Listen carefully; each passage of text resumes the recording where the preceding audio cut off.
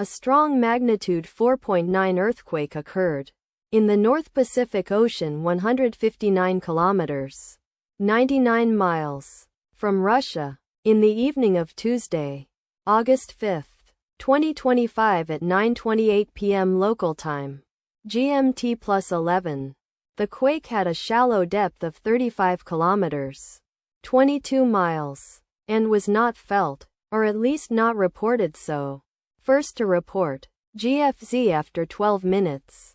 The earthquake occurred 2 hours and 15 minutes after a magnitude 4.9 earthquake had hit on Tuesday, August 5, 2025, at 7:14 p.m.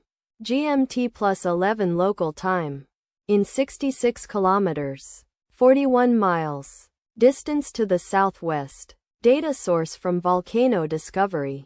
Did you feel it?